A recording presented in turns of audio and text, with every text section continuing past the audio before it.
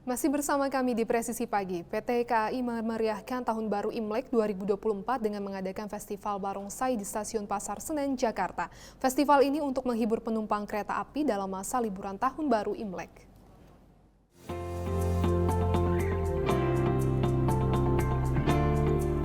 PT Kereta Api Indonesia Daop 1 Jakarta memeriahkan Tahun Baru Imlek 2024 dengan mengadakan Festival Barongsai untuk menghibur para penumpang kereta api jarak jauh yang hendak berangkat dari Stasiun Pasar Senen, Jakarta Pusat, Sabtu 10 Februari 2024.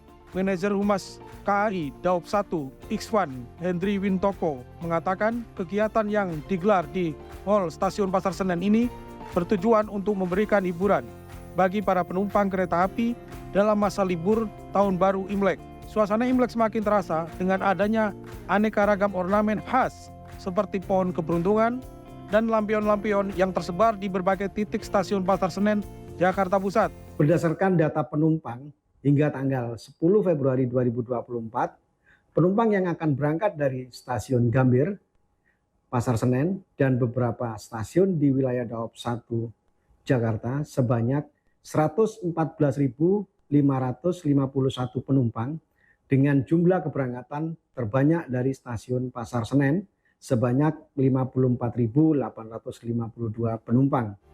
Selama periode libur panjang ini, PT Kereta Api Indonesia terus berkomitmen untuk menyediakan jasa layanan transportasi yang mengutamakan keselamatan, keamanan, dan kenyamanan.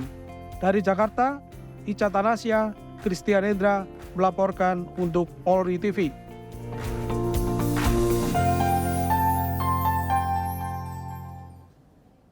TNI Polri bergotong royong membersihkan sampah sisa banjir di Grobogan, Jawa Tengah. Sebanyak 70 desa terdampak banjir akibat luapan sungai di wilayah ini.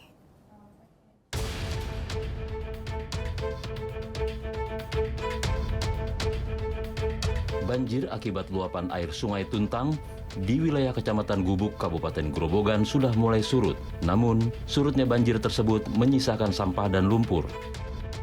Warga dibantu petugas gabungan TNI Polri serta BPBD Grobogan bergotong royong membersihkan sisa-sisa sampah dan lumpur Sabtu 10 Februari 2024. Kapolres Grobogan melalui Kabak Ops Kompol Sucipto mengatakan, kegiatan gotong royong yang dilakukan ini merupakan salah satu bukti kepedulian TNI Polri serta pemerintah daerah kepada warga terdampak banjir. Ada dua titik, yang pertama di Masjid Besar Kecamatan Purworejo dengan warga di stasiun ini. Karena di masjid kemarin tidak dilakukan, sehingga lumpurnya karena masyarakat juga terdampak banjir sehingga belum bisa diselesaikan. Harapannya apa nih? Harapan dengan adanya kita gabungan TNI Polri dengan masyarakat BPBD setelah adanya kegiatan sosial ini, ya masyarakat paling tidak bisa meringankan, kemudian nanti mungkin masyarakat bisa menempati rumah masing-masing. Kita membersihkan tempat parkir yang saat ini belum bisa dipakai untuk para jemaah yang menggunakan kendaraan bermotor. Berdasarkan laporan BPBD Kabupaten Grobogan, terdapat 70 desa dari 16 kecamatan yang terdampak banjir di wilayah Grobogan, Jawa Tengah. Tim Humas Polres Grobogan Polda Jawa Tengah melaporkan untuk Polri TV.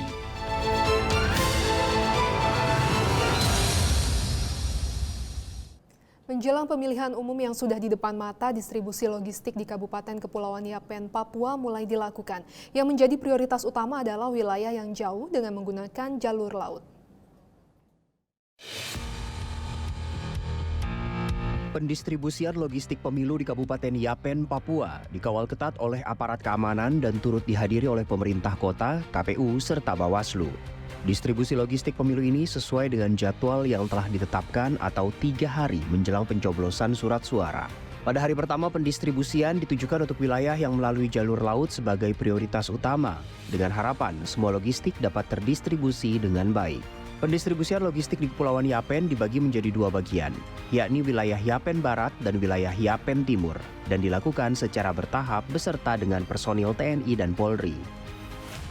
H-3 menjelang pencoblosan, kami melakukan pergeseran logistik pemilu beserta personil secara bertahap. Untuk saat sekarang ini, sore ini, kami menggeser 58 personil untuk melakukan pengawalan kotak suara menuju Kabupaten Kepulauan Yapen bagian barat, yaitu di 5 distrik. Dan diikuti oleh distrik Yapen Timur dengan menggunakan kendaraan darat. Selanjutnya di H-2 melakukan pergeseran baik kotak suara ataupun logistik pemilu beserta personil menuju ke Yapen Utara. Untuk wilayah kota sendiri, kota Serui atau di ibu kota Kabupaten Kepulauan Yapen akan dilaksanakan pergeseran logistik pemilu di H-1. Mengingat cuaca terang dan cerah, semoga pelaksanaan pergeseran surat suara dan juga anggota dan logistik pemilu dapat berjalan dengan lancar. Pergeseran logistik H-3 melewati jalur laut, lalu H-2 ada yang lewat darat. Sebagai pejabat bupati, saya berharap untuk kita semua, mari kita bersama-sama untuk melakukan tugas besar ini. Ya, kita melaksanakan tugas besar ini mulai dari hari ini H-3, besok H-2 dan H-1 sampai pada hari pelaksanaan. Saya berharap semua logistik sudah terdistribusi, baik lewat laut, lewat darat, sampai di tempat tujuan, yaitu di PPS dan TPS di hari H. Sementara itu, Ketua KPU Kepulauan Yapen mengatakan komitmennya untuk melaksanakan pendistribusian logistik pemilu 2024 sesuai dengan jadwal yang telah ditetapkan. Kita akan distribusi di 2 wilayah. Seperti kapal 1 akan menuju Yapen Barat, Wonawa, Yehui, Pom, dan Bindesi.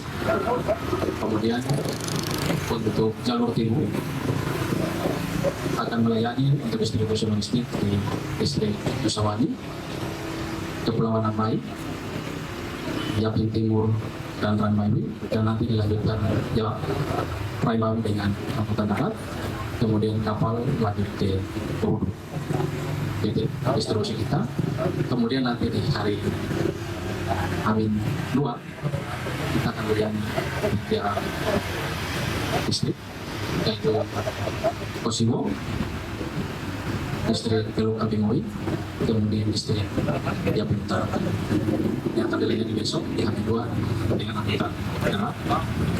Kemudian nanti di hari 1, hari Selasa 13 Februari akan melayani untuk distrik Yapen Selatan, Angkatore, Yamapukat, dan Indonesia. Dalam pendistribusian logistik pemilu 2024 di Kepulauan Yapen dilakukan pengawalan ketat oleh aparat keamanan hingga ke TPS masing-masing, hingga nanti usai dilakukan proses penghitungan surat suara. Dari Humas Polres Kepulauan Yapen, Polda Papua melaporkan untuk Polri TV.